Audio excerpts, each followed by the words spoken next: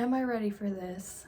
I don't know, but I gotta start anyway. Ever since I did my Twilight reading vlog, I've been wanting to do more book series that are really popular, and one of the series that has been at the top of my list has been the Shadow and Bone series. So this week I'm going to read Shadow and Bone for the very first time. Honestly, I know nothing about this series. I know nothing about the Grishaverse. I've never read Six of Crows. I've never watched the TV show. Basically, I'm going in blind, and I feel like that's probably the best way to go. At least it'll be the most entertaining for all of you. I haven't even read the synopsis on the back of this book. I literally have no clue what to expect from this book, but if I'm going to give any expectations, I'd probably say that I'm going to like this book. I did hear though that the Six of Crows Duology is better than this Shadow and Bone series, but I'll be the judge of that once I read both series. So this video is just gonna be reading Shadow and Bone, not any of the other books in this series. I will probably make separate videos for those two books because they just deserve their own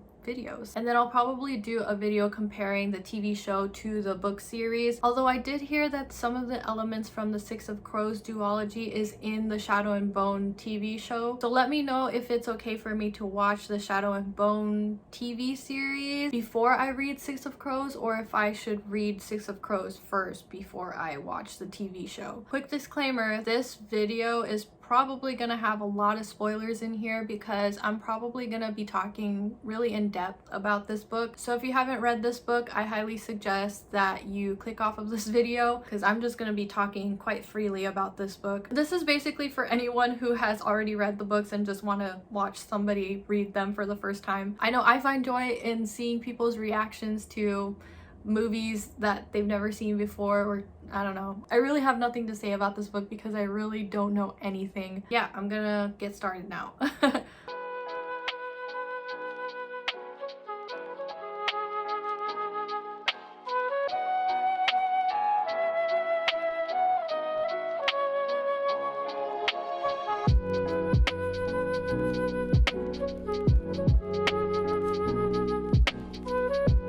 So I'm on page 100 of this book, and so far I'm absolutely loving it. One thing that's really standing out to me right now are the action scenes, which are just perfect. Yeah, I'm really loving this book, which makes me excited for Six of Crows because I heard that Six of Crows is even better than Shadow and Bone. I think I mentioned that earlier. At around page 50, I went online and actually ordered the other two books in this series. Gotta wait for those to come in, but I'm definitely gonna be reading those right when I get them, or right after I read this. I'm almost a third of the way through with this book, and that was like about 3 hours of reading, so I should be finished with this. Honestly, I could probably finish this in like one sitting if I really wanted to, but I'm probably not gonna do that. But it kind of sucks because it's Friday right now and I do have plans for the weekend, so if I do spread it out over like a few days, I'm not gonna have like ample reading time to actually sit and be immersed. I actually don't have the audiobook this time, so I won't be able to read when I'm driving or when I'm doing other things. But I guess the benefit in being forced to read the physical copy of this is that I have to pay more attention to it. I have been taking notes, and so far what I know is that Alina is considered a sun summoner, and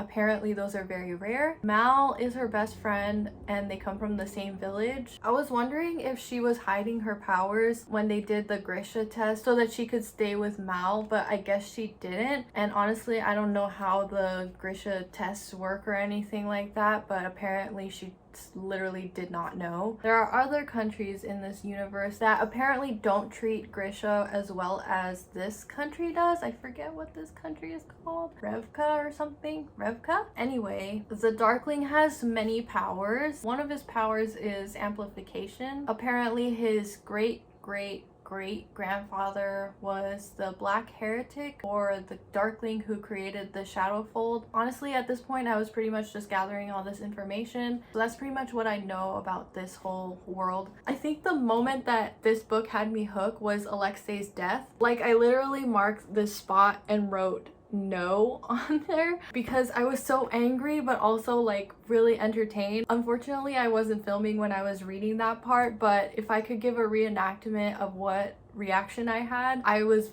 pretty much like, oh, no.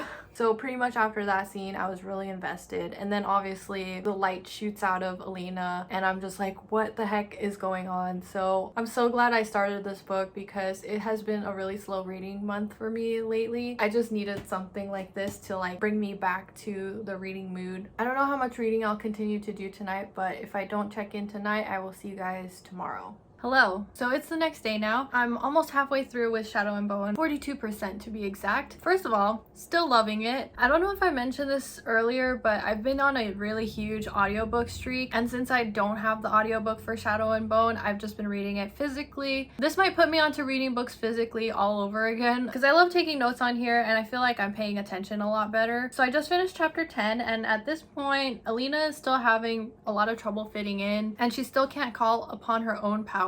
Like the only way that she can do it is if the Darkling helps her. This book explains a little bit about how the magic works, but I didn't really get it. So I just tabbed that part of the book and maybe we'll come back to it later. It says the grounding principle of the small science was like calls to like. Odina Kavost is the thisness of a thing that made it the same as everything else. Etovost was the thatness of a thing that made it different from everything else. Odina Kavost connected Grisha to the world, but it was Etovos that gave them an affinity for something like air, blood, or in my case, light. Yeah, that literally makes no sense to me. I have no idea what she means by that, but like I said, I tabbed it, so hopefully it comes back to that whole idea. I also found something that I really didn't like about this book. So when they were making Alina's kefta, the Darkling asked for her kefta to be made in black, but she refused and asked for blue. It's probably because I really love black, but I would have preferred for her to wear black and also just be special amongst everyone else, because I know that the Darkling is the only one who wears the black kefta. You know, they always, in these kinds of books, they always write the girl to be like, I just want to be like everybody else. But me personally, I like to be special. I mean, maybe it's because I'm a Leo. I would have preferred if she just like went with it and was just like, okay, I guess I get a black kefta. But no, she had to be like, I want to be a summoner and wear the same kefta as the summoners, I guess. But then later on, she like can't even use her power and she still doesn't even fit in. She wanted to not stand out by wearing the blue kefta, but then she ends up avoiding all of these people anyway because she's embarrassed that she can't call upon her own power. Make it make sense to me. Like, do you want to fit in with everybody else or do you want to just avoid everyone? But yeah, that's where I'm at with this, and I'm also about to be late, so I have to leave like right now. I'm going to my friend Teresa's house, and then later this afternoon I'm going to be going to my cousin's house and she's going to teach me aerial silks, which I've never done before. We'll see how that goes, and I'll just vlog all of that, and I'll check back in with you guys whenever I can. So see you guys later. Over the weekend, my friend Teresa and I went to the bookstore and bought a couple of books. Then my cousin Kathleen taught me some aerial silks, and it was super hard, but I learned a lot and it was a lot of fun. On Sunday, I drove up to the LA Orange County area and my friend and I went for a drive together. We saw those two houses from that meme, which bear a striking resemblance to me and Teresa in this photo.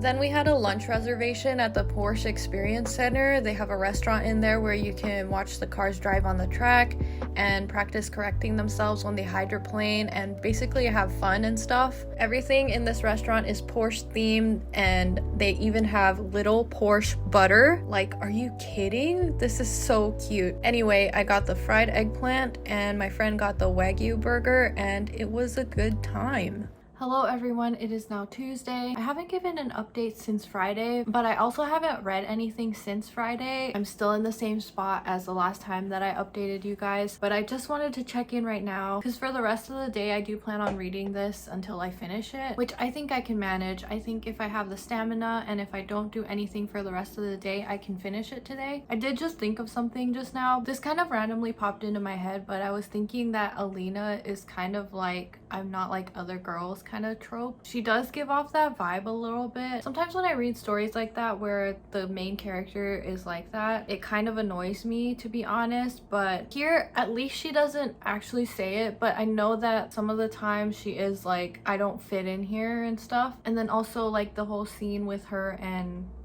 I forgot her name. Oh, Genya. The scene when she meets Genya, she's like basically telling her that she's kind of low-key, like just plain looking and stuff. And even with like the king, he tells her that she looks pretty plain. I guess what makes me really mad in those tropes is when the main character says that she's not good looking, but then like all of these dudes are like in love with her. So I just really hate that. But thankfully here, like there's evidence that other people think that she's pretty plain looking. Anyway, that was just some random side note, just some random thought that I had. So for the rest of today, I'm gonna finish this, and I could probably do that like maybe within the next couple of hours or so. I could probably do it. Check back in with you guys when I have something else to say.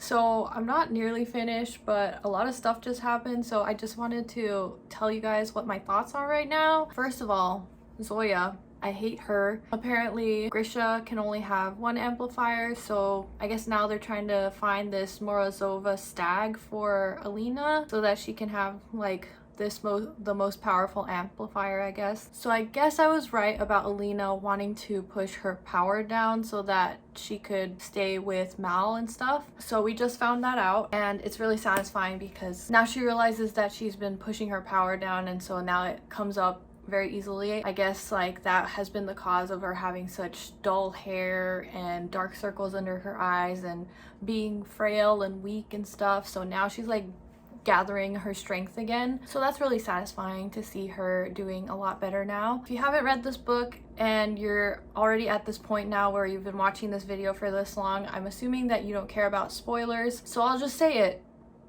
The Darkling kissed Alina, and it really felt like it came out of nowhere. Where did this come from? Like, I knew that he liked her, and like I knew that it was just gonna turn into something, but it really came out of nowhere. Like, I was just like, what? I actually wrote it down too. Literally, I just wrote, what? So that was like kind of random. I mean, like I knew that they were gonna fall in love or whatever, but I didn't think he was just gonna like out of the blue just kiss her. So I'm gonna continue reading. I'm more than halfway through now. Definitely gonna be able to finish it tonight. So I'll see you guys later whenever I have something to say. So now I'm on page 241 of this book, and of course the Darkling was using her. Of course he was, because having a simple romance story would have been boring. Of course. Of course.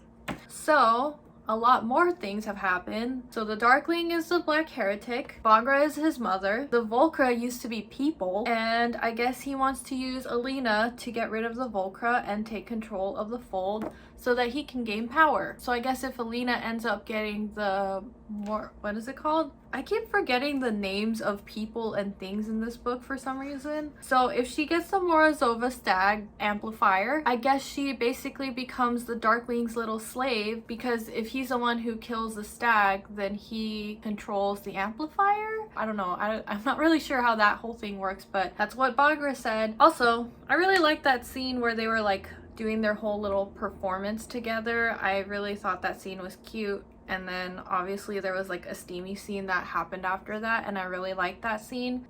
But I guess now in retrospect that was kind of like him just using her. And it also makes sense why that whole first kiss that they had was kind of like out of nowhere. I guess like he's just like wanting her to fall in love with him so that she could do whatever he wants her to do. I really want to watch the show. Like, I really want to see these people's faces, see how they look, see how they did the magic in the show and all that. I'm just like really excited to finish this and like all the other books so that I can finally watch the show. I have a little bit more than 100 pages left, and it's only like 1 p.m. I did not think I would read it this fast, but I'm like really invested right now. I'm gonna continue reading. I think I'm gonna make myself a smoothie and then I'll continue reading.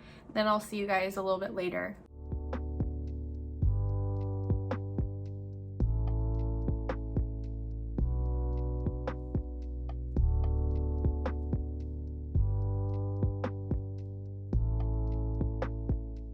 I'm gonna keep the fan on because it's extremely hot right now and I'm very uncomfortable when I'm too hot. I just finished Shadow and Bone and we have a lot of things to discuss. So a lot of you might disagree with me, but I'm the type of person that really likes the whole power couple type of theme. So my natural inclination is to want Alina to be with the Darkling because they're, I don't know, they like match to me. So I was kind of upset that the Darkling ended up being like an evil person, but I'm also not surprised. I mean, it was a plot twist, but I feel like something like that was kind of like expected. So I wasn't really a huge fan of the whole romance between Mal and Alina, but I guess that's because it was kind of overshadowed by the romance between Alina and the Darkling. I really do appreciate friends to lovers type stories. Obviously they had grown up together, so they know each other the best. I do love the quote though that Mal says when he's in the jail cell. He says, "We found our way back to each other, Alina. That's all that matters." I thought that was cute. Then we have that whole triumphant moment at the end when Alina takes control of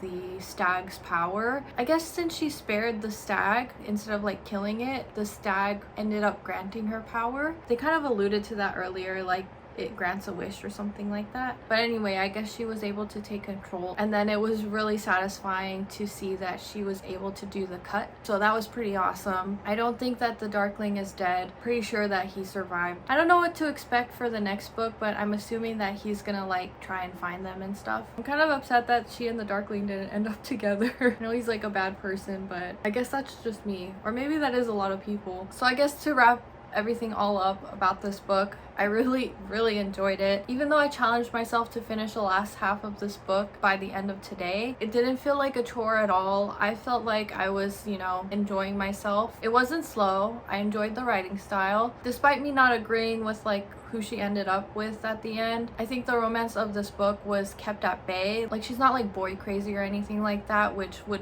have annoyed me if that was the case. I had mentioned earlier that she could have given off like really huge "I'm not like other girls" vibes, but there actually ended up being a reason for her thinking that she was plain looking and stuff. Since she had been like pushing this power down, it kind of like weakened her and all that stuff. The action scenes in this book are probably the best action scenes that I've ever read. Literally within the first few chapters, I was instantly hooked by this book, and I was very happy to read everything that happens afterwards. I think I will rate this one a 5 out of 5 stars because I had a lot of fun reading it. Like, it was just such an easy read, like huge page turner. I can understand why so many people love this series and the whole Grishaverse thing in general. So I'm really happy to finally understand like what people are talking about and everything. I really just want to get through all of these books now so that I can watch the show. So I'm gonna start immediately on Siege and Storm and probably start filming the vlog for Siege and Storm like literally right after I do this